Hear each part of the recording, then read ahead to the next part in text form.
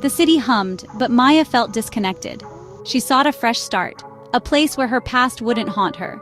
Each day was a step to leave the ghost behind. The city's noise distracted her from the silence. She found a small apartment, just a room, but it was hers. Maya searched for work, fighting digital disappointments. Giving up wasn't an option. Her savings dwindled. The city felt oppressive. Hope flickered. She needed a sign. One evening, a babysitting ad caught her eye. Isolated house, generous payment. It felt like a reprieve. She sent a message, hope igniting. This could be the break. The reply came faster than she expected. A message from a woman named Ilara. The tone was polite, almost formal. Ilara explained that she was heavily pregnant and needed someone to stay with her. Her husband was away on an urgent business trip, and she didn't want to be alone. The request seemed simple enough. It wasn't even about watching a child, just providing company. The high pay suddenly made a little more sense. It was for peace of mind, something Maya understood the value of. She agreed immediately, a sense of relief washing over her. The details were settled quickly over a brief phone call. Alara's voice was soft, with a hint of fatigue. Alara described the location of the house. It was a few hours outside the city, nestled deep in the countryside. She gave precise directions, emphasizing certain landmarks: a gnarled oak tree, a rusted, forgotten mailbox, a long, unpaved driveway. Each detail painted a picture of seclusion. Maya wrote it all down, her hands steady. The idea of leaving the city, even for a single night, was appealing. The thought of clean air and quiet stars was a welcome fantasy. She imagined a peaceful evening, reading a book while Alara rested. It seemed like the easiest money she would ever make, a perfect temporary escape from her troubles. The day of the job arrived. Maya packed a small overnight bag, a book, a change of clothes, her phone charger, the essentials. She checked the bus schedule, planning her route carefully. A sense of purpose filled her, a feeling she hadn't experienced in a long time. It was just a one-night job, but it felt significant. It was a step towards independence, a confirmation that she could still stand on her own 2 feet. She looked around her small apartment before she left. The bare walls seemed less oppressive today. This job was a bridge, a way to get to the next week, and the week after that. The bus ride was long. Maya watched the city's concrete and steel gradually give way to green fields and dense forests. The landscape became more and more rural with each passing mile. The handful of other passengers slowly got off at their stops until it was just her and the driver. The sun began to dip lower in the sky, casting long, eerie shadows across the empty road. A quiet unease began to creep into the edges of her mind, a subtle shift in the atmosphere. She pushed the feeling aside, blaming it on the fading light and the unfamiliar scenery. It was just a house. It was just one night. The bus left her at a deserted crossroads. A weathered signpost pointed down a narrow lane, the final part of her journey. Maya followed the lane until she saw the gnarled oak tree. At the end of the long, unpaved driveway stood the house, a relic from another time. It was an old structure, a relic from another time. The 2-story house had large, dark windows that looked like vacant eyes. The place felt forgotten. Maya hesitated, a strange reluctance holding her back. The gravel crunched under her shoes. It had a presence, a weight that she could feel pressing down on her. She had the distinct impression that she was not welcome here. She climbed the steps. The front door was massive, with an ornate iron knocker. Then she gathered her courage and knocked. The heavy door creaked open slowly. A woman stood silhouetted in the dim entryway. It was Alara. She was just as Maya had imagined from her voice, but there was a fragility about her that the phone call hadn't conveyed. Her pregnancy was pronounced, her body strained under the weight of it. She wore a simple, long white dress that made her look pale and ethereal in the gloom. Her face, when she stepped into the faint light from the porch, was beautiful but etched with a deep, consuming weariness. Dark circles shadowed her eyes, and her smile didn't quite reach them. She looked exhausted, not just physically but emotionally. "Maya, thank you for coming," Alara said, her voice as soft as it was on the phone. "Please come in." She stepped back, gesturing Maya into the house. The interior was even darker than the outside. Heavy curtains were drawn over all the windows, blocking out the last remnants of daylight. The air inside was cool and smelled of dust and something else. Something faintly sweet and medicinal, like dried flowers. The furniture was old and draped in white sheets, making the room look like a ghostly, abandoned ballroom. Alara didn't seem to notice the oppressive atmosphere, or if she did, she was used to it. "My husband Liam sends his apologies," Alara continued. her hand resting protectively on her stomach. His trip was unavoidable. I don't like being here alone, especially not at night. Her eyes darted towards the darkened corners of the room as she spoke. It was a quick, nervous glance, but Maya saw it. There was a fear in Alara that went beyond the simple anxiety of being alone. It was a deeper, more specific dread. Maya offered a reassuring smile, trying to project a calm she didn't entirely feel. "Of course," she said. "I'm happy to be here. You can rest easy tonight." Alara led her through the silent, cavernous house. She showed Maya the kitchen and the guest room where she would be staying. Every room was the same: draped furniture, drawn curtains, and a heavy, waiting silence. "I'll probably just rest in my room for most of the evening," Alara explained. "The baby has been very active. It's hard to find a comfortable position." She paused at the bottom of a grand, sweeping staircase. "Please, make yourself at home. If you need anything at all, just call for me." Her words were meant to be welcoming, but they carried an undercurrent of warning, as if there were things in this house you shouldn't need. Maya settled into the guest room. It was quiet. She pulled out her book, but the words wouldn't hold her attention. Her senses were on high alert. As darkness fell, the house seemed to change. Maya felt a growing sense of unease. An hour passed. It was an unnatural silence, the kind that precedes a storm. Maya decided to make some tea. She crept out of her room to the kitchen. Then she saw it. On the wall was a photograph of Alara and a man. Alara wasn't pregnant in the photo, and behind them was a faint, shadowy figure. The kettle began to scream. The house stood silhouetted against the dying light at the end of the long driveway. Maya walked slowly, the gravel crunching under her feet, the sound loud in the evening quiet. The house did not look welcoming, its windows like dark, unblinking eyes. A shiver traced its way down Maya's spine, a cold premonition she couldn't quite name. The paint was peeling, the porch sagged, and an empty rocking chair sat near the door, its presence unsettling. The silence was the most unnerving part. Maya reached the steps of the porch. She wondered if she should turn back, but the thought of her empty bank account pushed her forward. She needed this job. She finally stood before the massive front door. It had a heavy iron knocker shaped like a serpent eating its own tail. Taking a deep breath, Maya lifted the cold, heavy ring of iron and let it fall once. The sound was a loud, hollow thud. She waited, her heart pounding. The door creaked open, revealing Alara. She was a pale figure in the growing darkness. Her smile was tired, her eyes holding a deep-seated weariness that went beyond her pregnancy. After the brief, formal introductions, Maya stepped inside. The air in the house was thick and stagnant, heavy with the smell of dust and something else, something sweet and cloying like old perfume. Alara led her through the house, her movements slow and deliberate. The furniture was draped in white sheets, giving the rooms the appearance of a gallery of ghosts. Maya felt like an intruder, a trespasser in a place that did not want her there. Alara showed Maya to the guest room at the back of the house. "You can stay here," she said, her voice barely above a whisper. "Please, make yourself comfortable." The room was small and sparse, dominated by a large window that looked out into a black, tangled garden. A single bed was covered with the same white sheet as the furniture downstairs. Maya put her bag down, the sound seeming to vanish into the oppressive quiet.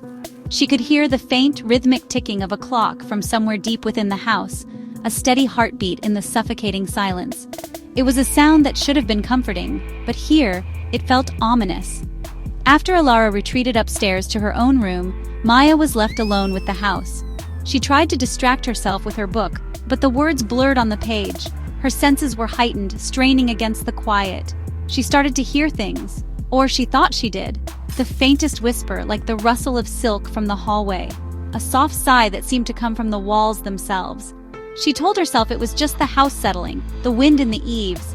Old houses make noises. But these sounds felt different. They felt intentional, like someone was trying to speak to her from just beyond the veil of silence. Maya stood up and walked to the door of her room, cracking it open just a little. She peered into the darkened hallway, listening. The ticking of the clock was louder now, a slow, methodical count. Then she heard it again, clearer this time. A whisper. It was too soft to make out any words, but it was undeniably a voice. It was a woman's voice, she thought, and it seemed to come from the top of the stairs. It was followed by a long, drawn-out creak from the floorboards directly above her head. Alara must be awake, pacing in her room. The thought did little to soothe Maya's fraying nerves. Maya made tea to ground herself. Tiptoeing through the shadowy house, she felt watched. It was more than just her and Alara in this place. In the kitchen, a photograph of Alara and Liam caught her eye. A shape in the upstairs window, a pale face, sent a cold dread through her. The kettle's screams startled her. Back in her room, she sipped her tea, but the chill remained. The house was more than creepy, it had a watcher. Maya stared at the door, listening to the ominous silence. It was the silence of something waiting. Hours passed. Maya couldn't rest and decided to explore. She crept out of her room, drawn to a small door beneath the staircase. It led to a forgotten study, cluttered with books and papers. Then she saw it, a child's drawing. It depicted a stick-figure family in front of a house. The drawing was of this house, and the woman was clearly Alara. But there was no child. She picked up the drawing and turned it over. On the back was a single word, soon. The drawing felt like a warning. The house was waiting for a child it seemed to already know. Shaken by the drawing, Maya quickly left the small study, closing the door softly behind her. She felt a desperate need for fresh air, to escape the cloying atmosphere of the house. She remembered Alara mentioning a back porch. She made her way through the dark kitchen and found the door. It opened onto a screened-in porch that overlooked the tangled, overgrown backyard. The night air was cool and crisp, a welcome relief from the stuffy interior.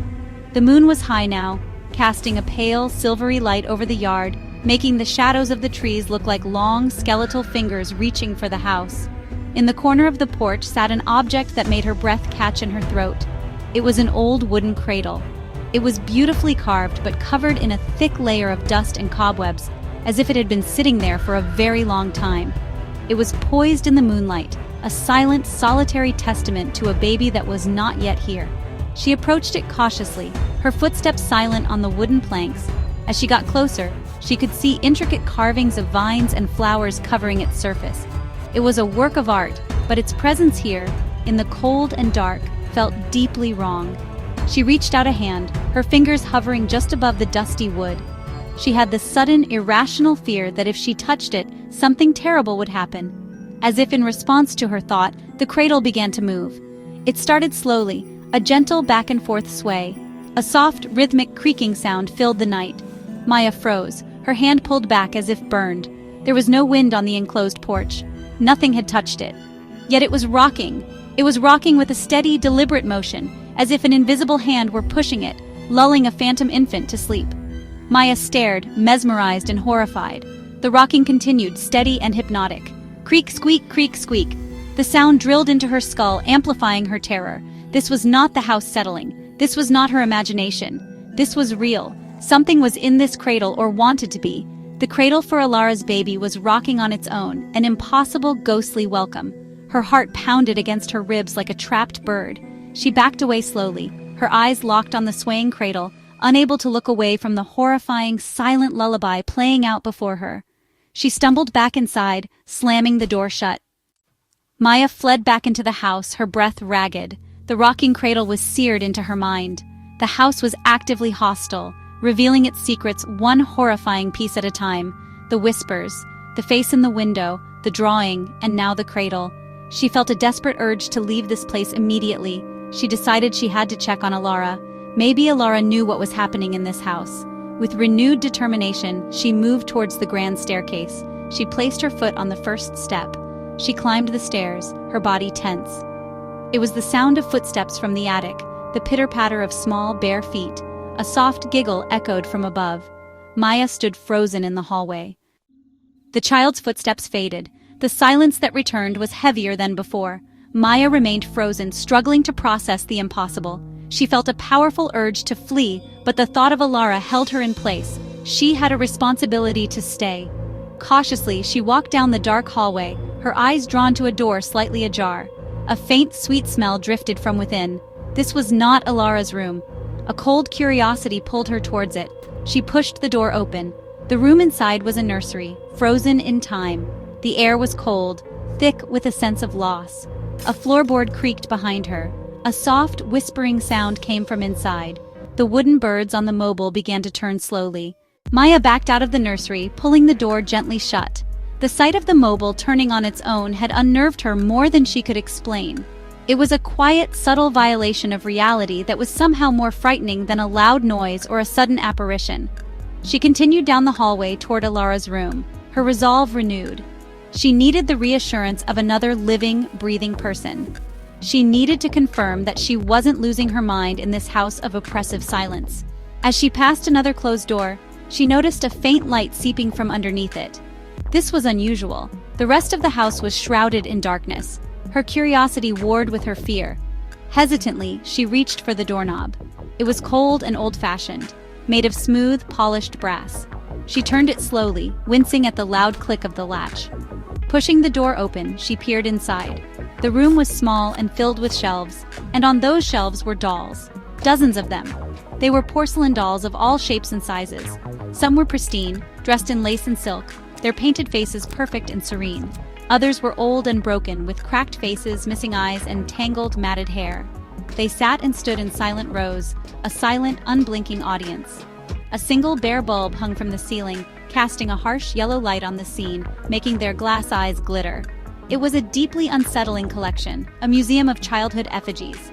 In the center of the room, on a small velvet chair, sat the largest doll. It was dressed in a white christening gown, and its face was a perfect, miniature replica of Alara's. Maya felt a wave of nausea. The doll with Alara's face was a monstrous creation. Its painted smile seemed to mock her, its glass eyes holding a knowing, intelligent gleam.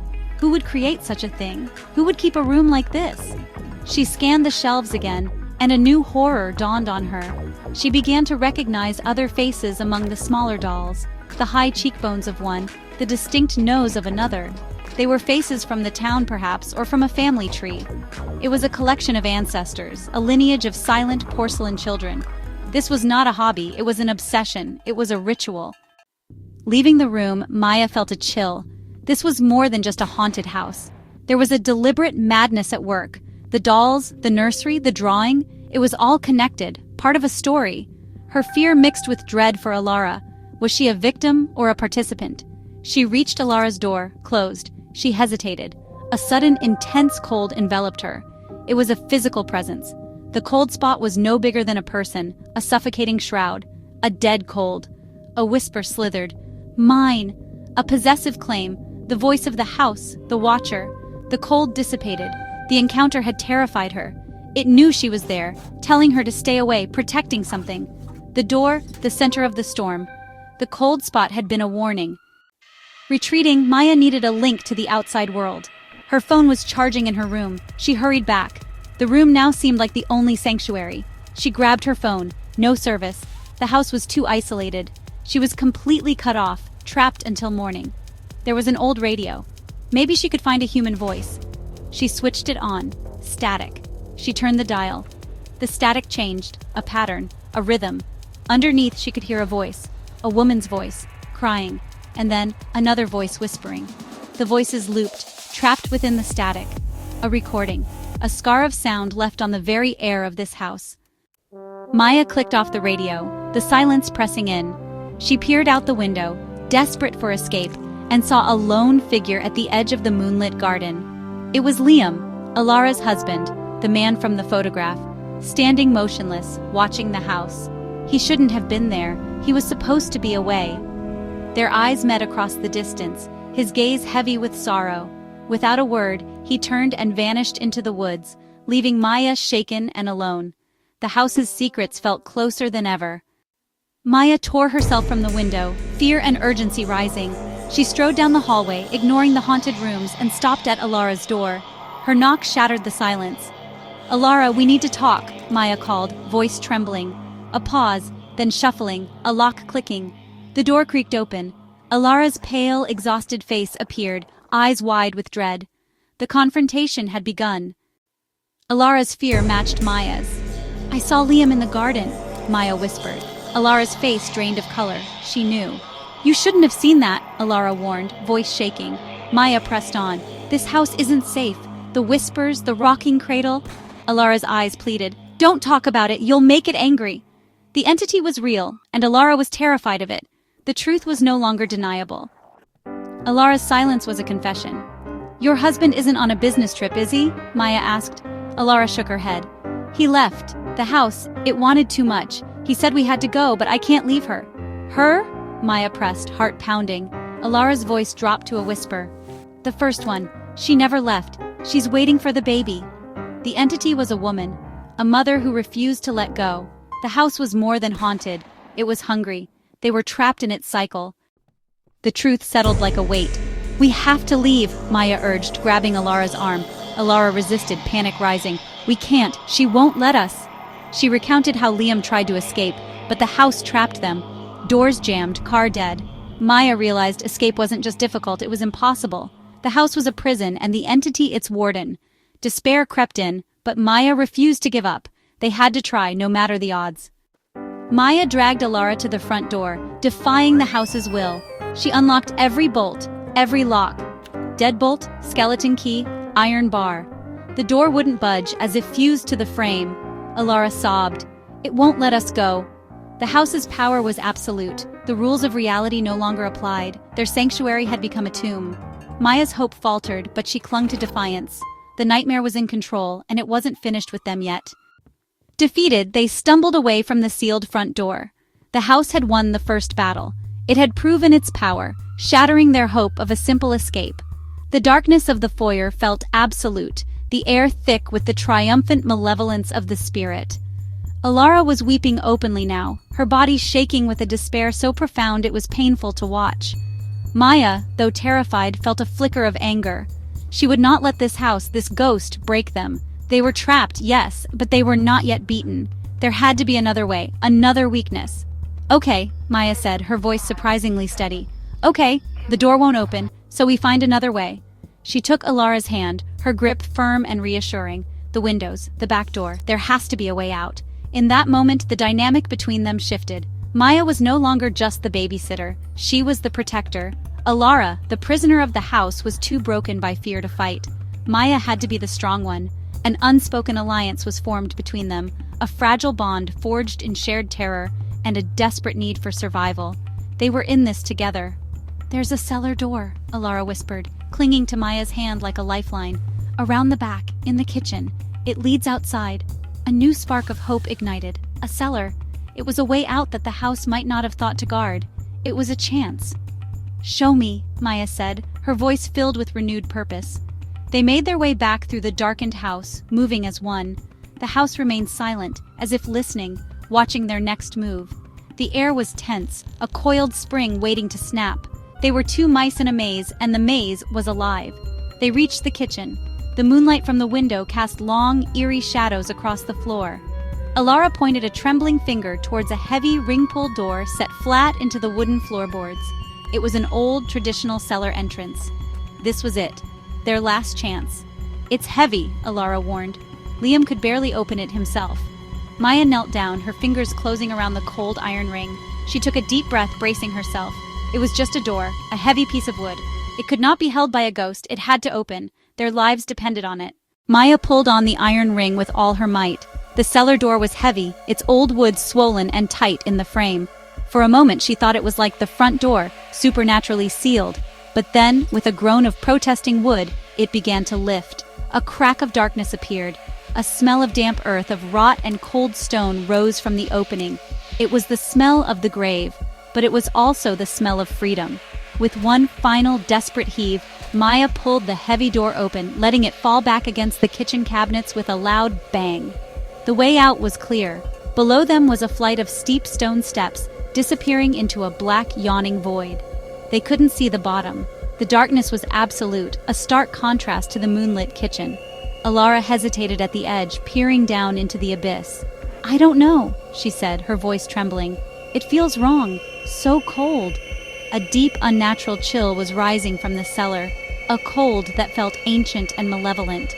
It was a different kind of cold than the presence upstairs. This was something older, something buried, something that had been sleeping for a very long time. But they had no other choice. This was their only path to escape. "We have to," Maya said, her voice more confident than she felt. "I'll go first. Stay right behind me." She took her phone, its screen the only source of light, and stepped onto the first stone step. The air was instantly colder, a shocking, breath-stealing chill. The stone was slick with moisture. She descended slowly, the weak light of her phone barely piercing the oppressive gloom.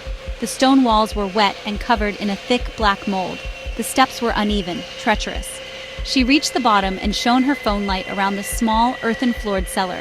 It was empty, save for a few rotting barrels and broken crates. On the far side of the room was another door, a heavy wooden door bound with iron straps, the exit. They were almost there. But as Maya turned her light back to the stairs to guide Alara down, the cellar door at the top of the steps slammed shut. The sound was a deafening boom that echoed in the small space. It was followed by the sound of a heavy bolt sliding into place. They were not escaping. They had been led into a new trap, a locked room deep beneath the haunted house. The slam of the cellar door was a sound of absolute finality. The heavy thud of the bolt sliding into place was the lock on their cage. Plunged into total darkness, Maya fumbled with her phone. The light flickered back on, a pathetic, tiny beacon. It revealed Alara, frozen halfway down the stone steps, her face a mask of pure terror. "No," she whimpered. Maya rushed to the bottom of the stairs, shining her light up at the sealed door above. "Help!" she screamed. Only the oppressive silence of their prison remained. The game had changed. The slow, creeping horror had given way to a raw panic. Alara slowly made her way down the remaining steps. "This is it," she whispered. "This is where she keeps things." She swung her phone's light across the small cellar, landing on the heavy, iron-bound door on the far wall. "The exit. We can still get out." Maya reached the second door. She grabbed the cold iron ring and pulled. It began to move. Instead, a solid wall of earth and stone. The door led nowhere. Her phone's light cast a beam across the stone wall. That's when she saw the markings. Scratched into the stones were names. A list of names etched into the wall, a grim memorial. Mary, 1884. Abigail, 1921. Sarah, 1957. A record of the house's victims. Then a newer scratching. Annalise, the name of the ghost. "Annalise," Maya whispered. Seeing the name carved into the stone made her reel, transforming her from a vague presence into a person with a history that ended here. Maya shone the light around, seeing it now as a tomb. This was where Annalise had died, her spirit bound to the house, waiting. A chilling pattern emerged. "Liam found this," she said. "He found her name." This was the discovery that had driven Liam to flee, uncovering the house's dark secret. "She was the first," Alara continued, her voice distant, reciting a story. "She lived here, pregnant, but the baby didn't survive. The story was a simple, brutal tragedy that had stained the house forever. The revelation was a key, unlocking the mystery of the haunting. Annalise wasn't just a malevolent spirit, but a grieving mother, her spirit twisted by rage and sorrow. She was trying to claim them, wanting the one thing denied to her, a child to hold. Alara's baby was destined to be Annalise's child, whether in life or death. The realization was more terrifying than any simple haunting. Understanding the ghost's motive did not make their situation any less dire. In fact, it made it worse. They were not dealing with a mindless force, but with the focused, obsessive desire of a grieving mother. Suddenly, Alara gasped, her hands flying to her heavily pregnant stomach. She doubled over, a pained groan escaping her lips. "The baby!" she choked out. "It's coming! Now!" The timing was too perfect, too cruel to be a coincidence. The stress, the fear, the oppressive atmosphere of the cellar, it had all triggered her labor. Or perhaps the house itself had decided that the time was right. The waiting was over. Panic seized Maya. A cellar was no place for a birth. It was cold, filthy, and they were trapped. There was no hot water, no clean sheets, no medical help. "Breathe, Alara," Maya said, trying to keep her own voice from shaking. "Just breathe, it's okay. We're going to be okay." But they both knew it was a lie. This was the moment the house had been waiting for. This was the climax of its long, patient game. The birth of this child, here in Annalise's tomb, was the final act of the tragedy. Maya felt a profound sense of helplessness as she eased the groaning Alara to the cold, earthen floor. As another contraction racked her body, Alara's eyes widened, but not with pain. It was with a look of dawning horror and betrayal. She stared at her own stomach as if it were a foreign object, as if something alien were inside her. "It's her," Alara whispered, her voice filled with a new, chilling terror. "She's helping it. I can feel her." The connection was complete. The spirit of Annalise was no longer just an outside presence. She was intertwined with the birth itself, her ghostly hands guiding the baby into the world. Alara was no longer in control of her own body. She was just a vessel, and the ghost was the midwife. A low, guttural whisper echoed through the cellar. seeming to come from all around them and from Alara's own throat at the same time. Mine. It was the same possessive word Maya had heard in the hallway, but now it was filled with a triumphant, joyful hunger. The air grew thick and heavy, and the faint light from Maya's phone began to flicker, the battery dying. The darkness began to pulse at the edges of the light, slowly encroaching. The house was holding its breath, the spirits of the past gathering to witness the arrival. The baby was coming, not into Maya's world, but into Annalise's. The light from Maya's phone died, plunging them into an absolute suffocating blackness. The darkness was a physical entity, a heavy blanket that smothered all senses. The only sounds were Alara's pained breathing and the soft, wet scrape of her hands on the earthen floor. Maya was blind, her sense of reality untethered. She reached out, her hands finding Alara's shoulder. The contact was a small anchor in a sea of nothing. "I'm here," Maya said, her voice a small, trembling thing. "I'm right here with you." But she knew her presence was meaningless. The true attendant at this birth was the ghost of Annalise. A low humming sound began to fill the cellar. It was a deep, resonant frequency that vibrated through the stone, through the earth, through their very bones. It was the house itself, singing a lullaby. It was a sound of immense power and ancient age. With the humming, a faint, ethereal light began to glow from the walls. It was a sickly, phosphorescent green, the color of decay. The light emanated from the cracks between the stones, tracing the list of names, making them glow with an unholy light. The cellar was no longer a dark, forgotten space. It had become a spectral womb, a sacred chamber for the spirit's ritual. In the ghostly green light, Maya could see Alara's face, her expression a mixture of agony and a strange, serene acceptance. Her eyes were unfocused, looking at something beyond the cellar walls. She was no longer fighting. She had surrendered to the will of the house. "It's so beautiful," Alara whispered, a tear tracing a path through the grime on her cheek. "She's showing me. The baby. Our baby." Maya recoiled in horror. The house was in Alara's mind, feeding her visions, pacifying her with ghostly promises as it stole her child from her. The psychological and the supernatural had merged completely. The humming grew louder, the green light brighter. Maya felt a strange pressure in her ears, a sense that the very dimensions of the room were changing. She looked around frantically, and a new, impossible horror presented itself. The walls were moving. The cellar was shrinking. The far wall, the one with the false door, was slowly, imperceptibly grinding its way towards them. The house was closing in, the stone walls its contracting muscles, pushing them towards the inevitable conclusion. They were not just trapped in a room, they were being crushed by the house itself. The birth and death were to be one and the same, here in the shrinking, glowing tomb. The humming ceased. The eerie green light faded, leaving a profound darkness. The pressure vanished. For a moment there was nothing. In the silence, a new sound emerged. A baby's cry, a soft, contented gurgle, a sound of life. Maya fumbled for Alara's hand. The birth was over. The baby was here. Slowly, a faint light began to coalesce. A soft, warm, golden light, like a candle.